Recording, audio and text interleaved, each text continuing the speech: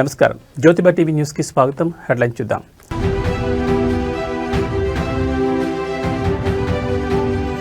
మరికొద్ది గంటల్లో ఉత్కంఠకు తెర.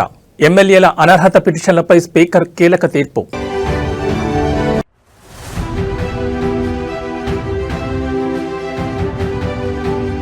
నేడే తుదిపోరు. రాష్ట్ర వ్యాప్తంగా తుది విడత సర్పంచ్ ఎన్నికలకు ఏర్పాట్లు పూర్తి.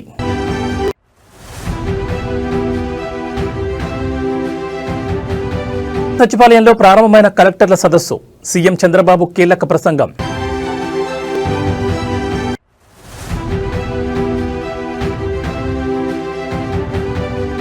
మంది మహిళలకు క్యాన్సర్ చికిత్స. సోను సూద్ సేవలకు నెటిజన్ల ప్రశంసలు. ట్రైనీ కానిస్టేబుల్కు ఏపీ సర్కార్ శుభవార్త చెప్పింది. ట్రైనింగ్లో ఇచ్చే స్టైఫండ్ను భారీగా పెంచుతున్నట్లు సీఎం చంద్రబాబు ప్రకటించారు. మంగళవారం మంగళగిరిలోని ఏపీఎస్పీ 6వ బెటాలియన్ పరేడ్ గ్రౌండ్లో నిర్వహించిన కానిస్టేబుళ్ల నియామక పత్రాల పంపిణీ కార్యక్రమంలో ఆయన ముఖ్య అతిథిగా పాల్గొన్నారు. ఈ సందర్భంగా ఇప్పటి వరకు 4,500గా ఉన్న కానిస్టేబుళ్ల స్టైఫండ్ను 12,500కు పెంచుతున్నట్లు ప్రకటించారు. రాష్ట్రంలో శాంతి భద్రతల పరిరక్షణకే కూటమి ప్రభుత్వం ప్రాధాన్యమిస్తుందని తెలిపారు. శాంతి భద్రతల విషయంలో రాజీ పడే ప్రసక్తే లేదన్నారు. పోలీసుల గౌరవాన్ని పెంచే బాధ్యతను ప్రభుత్వం తీసుకుంటుందని, ప్రజలకు రక్షణ కల్పించే బాధ్యతను పోలీసులు నిర్వర్తించాలని ఈ సందర్భంగా సీఎం పిలుపునిచ్చారు. కాగా 6,100 పోస్టులకు నోటిఫికేషన్ ఇవ్వగా 6,014 మంది ఎంపికయ్యారని, వారిలో 5,757 మంది శిక్షణకు హాజరయ్యారని తెలిపారు. 3,343 మంది సివిల్, 2,414 మంది ఏపీఎస్పీ కానిస్టేబుల్ ఉన్నట్లు వెల్లడించారు. ఇప్పుడే కొత్తగా వచ్చిన కానిస్టేబుల్స్ అంతా స్టైఫండ్ విషయం గుర్తు చేశారు.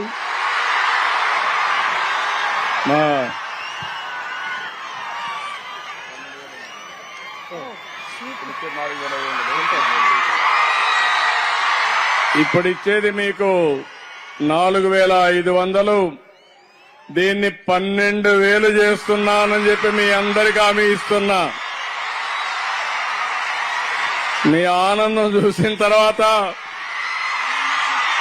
మేము ఎప్పుడు కాదనలేము. Are you happy? Good, congratulations. మీరు మీ కుటుంబం ఆనందంగా ఉండాలని మరొక్కసారి ఆకాంక్షిస్తూ all the best. Thank you one and all. Sir చాలా చాలా ధన్యవాదాలు సార్. అడగకుండా అమ్మాయినా అన్నం పెట్టదు అంటారు.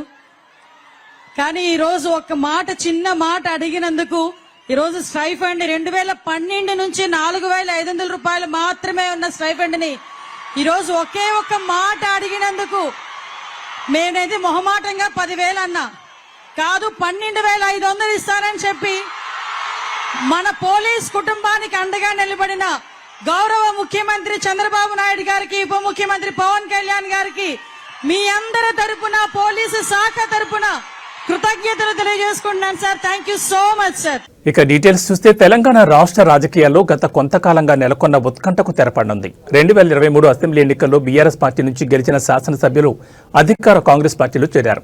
దీంతో వారిపై అనర్హత వేటు వేయాలని కోరుతూ బీఆర్ఎస్, బీజేపీ నేతలు కోర్టును ఆశ్రయించగా స్పీకర్ వెంటనే చర్యలు తీసుకోవాలని కోర్టు ఆదేశించింది.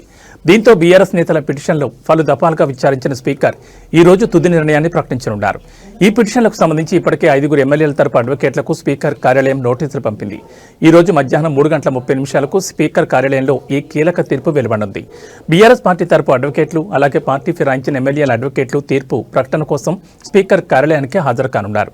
తీర్పు వెలువడనున్న ఎమ్మెల్యేల జాబితా, అనర్హత పిటిషన్లపై నిర్ణయం తీసుకోనున్న ఎమ్మెల్యేల జాబితాలో అరికపూడి గాంధీ, తెల్లం వెంకట్రావు, బండ్ల కృష్ణమోహన్ రెడ్డి, ప్రకాష్ గౌడ్, గూడెం మహిపాల్ రెడ్డి ఉన్నారు.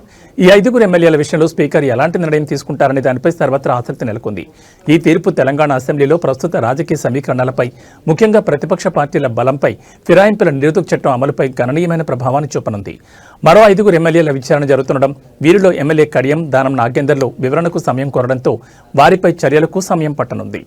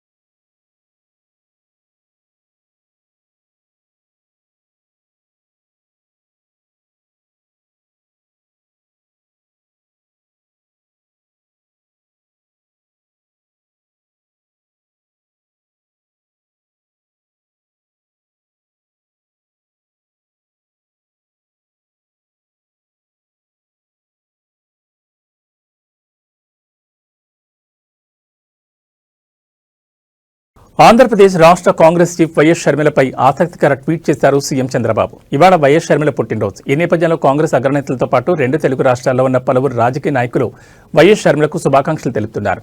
ఇందులో భాగంగానే సీఎం చంద్రబాబు నాయుడు కూడా ట్వీట్ చేసి షర్మిలకు శుభాకాంక్షలు తెలిపారు. ఆంధ్రప్రదేశ్ కాంగ్రెస్ కమిటీ అధ్యక్షురాలు వైఎస్ షర్మిల గారికి పుట్టినరోజు శుభాకాంక్షలు. ఆమెకు మంచి ఆరోగ్యం, దీర్ఘాయుషు కలగాలని ప్రార్థిస్తున్నానంటూ పోస్ట్ చేశారు. ఇక అటు తెలుగుదేశం పార్టీ సీనియర్ నాయకులు, టీటీడీ బోర్డు మాజీ సభ్యులు బి రామచంద్రరాజు మరణం పట్ల విచారం వ్యక్తం చేశారు సీఎం చంద్రబాబు.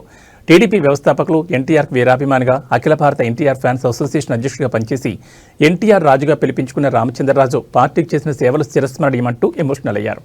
ఆయన ఆత్మశాంతికి ప్రార్థిస్తూ వారి కుటుంబ సభ్యులకు తన ప్రగాఢ సానుభూతిని తెలియజేస్తున్నారన్నారు.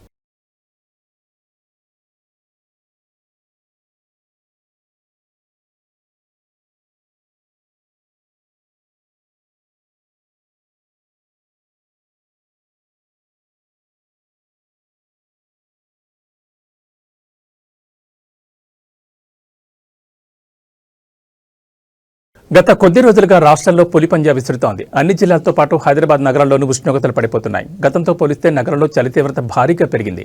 కాగా మరో 4 రోజులు కూడా రాష్ట్రంలో కోల్డ్ వేవ్ ఉంటుందని వెదర్మ్యాన్ ప్రకటించారు. ఉత్తర తెలంగాణ, పశ్చిమ తెలంగాణ జిల్లాలో ఉష్ణోగ్రతలు 6 నుంచి 7 డిగ్రీలకు పడిపోతాయని తెలిపారు. హైదరాబాద్ నగరంలో కొన్ని ప్రాంతాల్లో 7 నుంచి 9 డిగ్రీల కంటే తక్కువ ఉష్ణోగ్రతలు నమోదయ్యే అవకాశం ఉందని పేర్కొన్నారు. ఇక ఇప్పటికే గత 10 రోజులుగా రాష్ట్రంలో కోల్డ్ వేవ్ కనిపిస్తోంది. అయితే రాబోయే 4 రోజులు మాత్రం చలి తీవ్రత మరింత పెరిగే అవకాశం ఉందని పేర్కొన్నారు. ఇదిలా ఉంటే చలి తీవ్రత పెరిగితే వృద్ధులు, చిన్నపిల్లలు ఎక్కువగా ఇబ్బంది పడే అవకాశం ఉంది. కాబట్టి అలాంటి వాళ్ళు కాస్త జాగ్రత్తగా ఉండాల్సిన అవసరం ఉందని వైద్య నిపుణులు సూచిస్తున్నారు.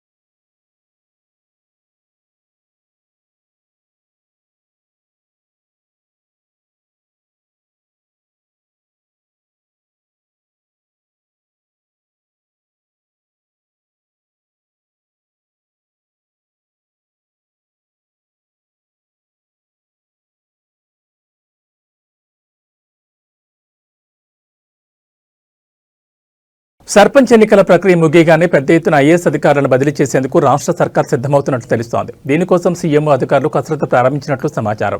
ప్రధానంగా 2 ఏళ్లుగా ఒకే చోట పనిచేస్తున్న ఆఫీసర్లను తగ్గించడంతో పాటు ఇన్ఛార్జ్ ఆఫీసర్లు ఉన్న చోట పూర్తిస్థాయి అధికారులను నియమించాలని సీఎం భావిస్తున్నారు. అందులో భాగంగా ఏ ఆఫీసర్ను ఎక్కడ నియమించాలనే అంశంపై వరపతలు జరుగుతున్నట్లు తెలుస్తోంది. కాంగ్రెస్ అధికారంలోకి వచ్చి డిసెంబర్ 7తో 2 ఏళ్లు పూర్తయింది. ఈ కాలంలో ఐఏఎస్ అధికారుల పనితీరుపై సీఎం అధికారులు పూర్తిస్థాయి సమాచారాన్ని సేకరించారు. మంత్రులతో సమన్వయం, ఫైళ్ల క్లియరెన్స్, శాఖల్లోని సమస్యల పరిష్కారం, ప్రభుత్వ పథకాల అమలులో చొరవ, ఇలా పలు కోణాల్లో ఆఫీసర్ల పనితీరును ఆరా తీశారు. మెజార్టీ అధికారుల పర్ఫార్మెన్స్ సరిగా లేదని నిఘా వర్గాలు తమ నివేదికలు ఇచ్చినట్లు తెలుస్తోంది.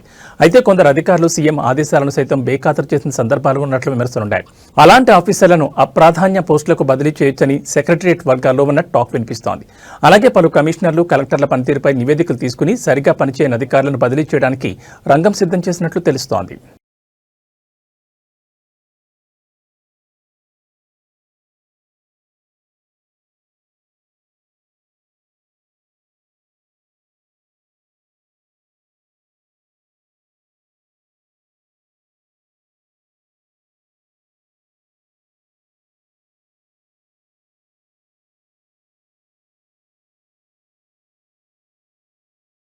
సుందరమైన సముద్ర తీరంలో వెలసి విశాఖపట్నం వాయు కాలుష్య కోరలో చిక్కుకుంటోందా? పట్టణాన్ని కాలుష్యం కమ్మేస్తోందా? నానాటికి పెరుగుతున్న కాలుష్యం ప్రజారోగ్యం ప్రభావం చూపుతోందా అనే ప్రశ్నలు ప్రస్తుతం విశాఖ వాసుల మెదళ్లను తొలుస్తున్నాయి. అంతర్జాతీయ స్థాయి నగరాలకు ఏమాత్రం తీసిపోని వసతులు విశాఖ సొంతం. పోర్ట్లు, అందమైన కొండలు, ప్రముఖ దేవాలయాలు, ప్రఖ్యాతిగాంచిన పర్యాటక ప్రాంతాలు విశాఖలో ఉన్నాయి. అయితే ఇటీవల నమోదవుతున్న ఎయిర్ క్వాలిటీ ఇండెక్స్ విశాఖ వాసులను కలవరపరుస్తోంది. 2016లో సగటున 103గా ఉన్న AQI ఈ ఏడాది డిసెంబర్ నాటికి దాదాపు 239 ఏక్యూఏకి చేరుకుంది. ప్రస్తుతం 190 వరకు నమోదవుతూ ఆందోళన కలిగిస్తోంది. వాయు కాలుష్యం కారణంగా శ్వాసకోశ సమస్యలు వస్తాయని వైద్య నిపుణులు చెబుతున్నారు. ముఖ్యంగా చిన్నారులు, పెద్దలు ఇబ్బంది పడతారని పేర్కొంటున్నారు. సున్నితమైన శ్వాసకోశ వ్యవస్థ ఉన్నవారు మరింత అవస్థలు పడే అవకాశం ఉందని స్పష్టం చేస్తున్నారు. ఆరోగ్యంగా ఉండేవారు కూడా శ్వాస తీసుకోవడంలో ఇబ్బంది పడే అవకాశం లేకపోలేదని అంటున్నారు.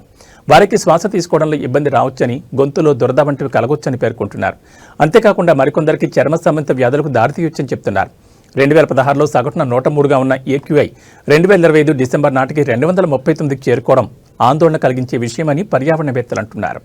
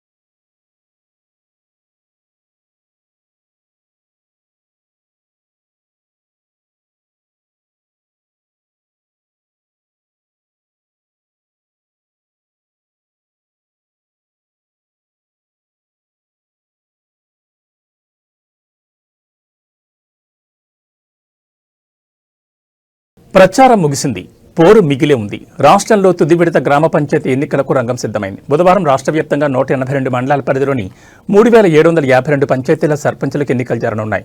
అందుకోసం అధికార యంత్రాంగం ఏర్పాట్లు పూర్తి చేసింది. ఎన్నికలు ప్రశాంతంగా నిర్వహించేందుకు పోలీసులు భారీ బందోబస్తు ఏర్పాటు చేశారు. ఉదయం 7 గంటలకు ప్రారంభం కానున్న పోలింగ్ మధ్యాహ్నం 1 గంటకు ముగియనుంది. అనంతరం 2 గంటల నుంచి ఓట్లను లెక్కిస్తారు. రాష్ట్రంలో 3 విడతల్లో పంచాయతీ ఎన్నికలకు నోటిఫికేషన్ విడుదల చేసిన ఎన్నికల సంఘం బుధవారం 3వ విడత పోలింగ్కి ఏర్పాట్లు పూర్తి చేసింది. ఇప్పటికే రాష్ట్రంలో 2 విడతల్లో ఎన్నికలు పూర్తయ్యాయి.